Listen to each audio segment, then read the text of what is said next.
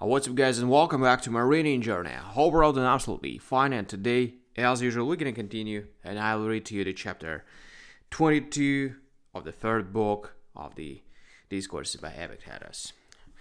And the chapter is on the calling of the Cynic. I already started that on the previous video, and today I'll read to you the words of Socrates as a part of this chapter. So, let's continue. He must then be able, if chance so offer, to come forward on the tragic stage, and with a loud voice utter the words of Socrates. O race of man, whither are you hurrying? What are you doing, miserable creatures? You wander up and down like blind folk. You have left the true path and go away on a vain errand. You seek peace and happiness elsewhere, where it is not to be found, and believe not when another shows the way. Why do you seek it outside? Do you seek it in the body? It is not there. If you doubt, look at Miron. Look at the Aphelius. In property, it is not there. If you disbelieve, look at Crassus. Look at the rich men of today, and see how full their life is of lamentation. In office, it is not there. If it were, then those who have tried twice or thrice been consuls should be happy, but they are not. Whom shall we trust on this matter? Shall we trust you, who look upon their fortune from outside and are dazzled by the outward show, or the men themselves? What do they say? Listen to them when they lament and sigh, and think their condition to be more miserable and perilous, just because of their consulships and glory and distinction. Shall we find it in royalty? It is not there. If it were, Nero would have been happy, and Sardanapalus. Why even Agamemnon was not happy, though he was a finer fellow than Sardanapalus and Nero. When the rest were snoring, what did he do? Many hairs he plucked by their roots from his head. And what did he say himself? Thus do I wander, and am in agony of spirit, and my heart leaps from my breast. Homer Iliad. Miserable man, what is wrong with your affairs? Is it your property? No. Your body? No. You have store or gold and copper. What is wrong with you then? You have neglected and ruined that in you, whatever it be, wherewith we exercise the will to get and to avoid, the impulse to act and not to act. How have you neglected it? It is ignorant of the true nature of the good, to which is born of the nature of evil, and of what concerns it, and what does not. And so when something that does not concern it is in bad case, it says, Woe is mine. The Hellenes are in peril, or miserable man, or miserable mind of man, alone, neglected, and uncared for. They are going to perish, slain by the Trojans. And if the Trojans slay them not, will they not die? Yes, but not all at once. What does it matter then? If death is evil, it is equally evil whether men die alone or together. Will anything else happen but that body and soul will be separated? Nothing. And if the Hellenes perish, is the door closed to you? Is not death within your power? It is. What do you mourn then? Brava, a king indeed, and holding this scepter of Zeus.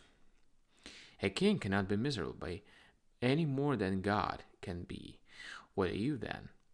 A shepherd, in very truth, for you weep just like shepherds when a wolf carries off one of their sheep. Yes, and these, whom you rule, are sheep too. And why did you come here? Was there any danger to your will to get or your will to avoid, your impulse for action and against action?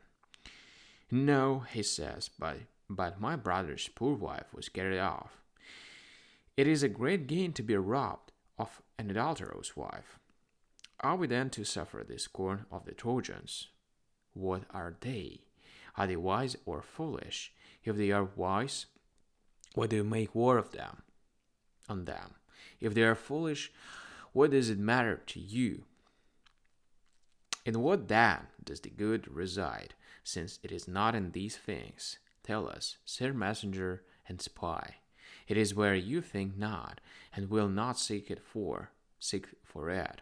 For if you had wished, you would have found it in yourselves, and would not have wandered outside, and would not have sought the things of others as your own. Turn again to yourselves. Learn to understand the primary notions which you have. Of what nature do you imagine the good to be? Tranquil, fraught with happiness, unhindered. Nay, but do you not imagine it is naturally great? Do you not imagine it is as precious? Do you not imagine it is as free from harm? I ask you then, in what subject must we seek for that which is tranquil and unhindered? In the slavish or the free? In the free, your poor body then, is it slavish or free? We know not. Do you know not that it is a slave to fever, God, ophthalmia,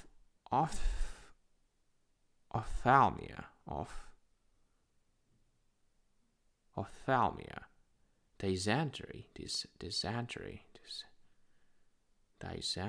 the tyrant, fire, sword, everything stronger than itself. Yes, it is a slave. How then can any part of the body be still free from hindrance? How can that which is naturally dead, earth and clay, be great or precious? What then? Have you no element of freedom? Perhaps none. Why? Who can compel you to assent to what appears false? No one. And who to refuse assent to what appears true? No one.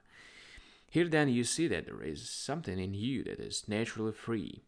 What man among you can have will to get or to avoid, impulse to act or not to act, or can prepare or put an object before himself without conceiving an impression of what is profitable or fitting? No one. Here too then you have free and unhindered action. Miserable man, develop this, set your minds on this, seek your good here. Nay, but how is it possible for a man who has nothing, naked, without home or hearth,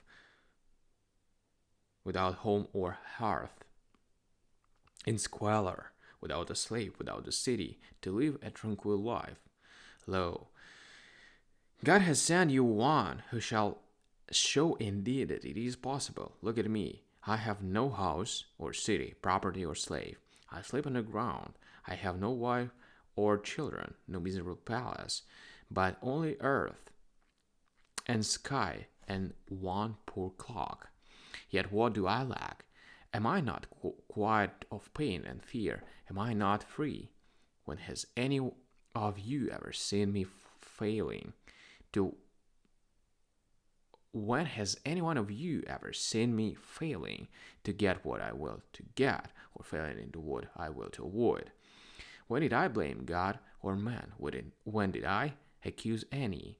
Has any of you seen me with a gloomy face? How do I meet those of whom you stand in fear and awe? Do I not meet them as slaves? Who that sees me but thinks that he sees his king and master? His king and master. There you have the true cynic's words. This is his character and scheme of life. No, you say, what makes the cynic is a little wallet and a staff and a big pair of jaws, to devour or hoard everything you give him, or to revile out of season those who meet him, or to make a show of his fine shoulder. Alright, guys, we're done with this part, and it's not the final one. And as usual, we're gonna continue tomorrow on the same chapter. So thank you for joining this video and this part. We're gonna continue tomorrow. Thank you, see you, and bye.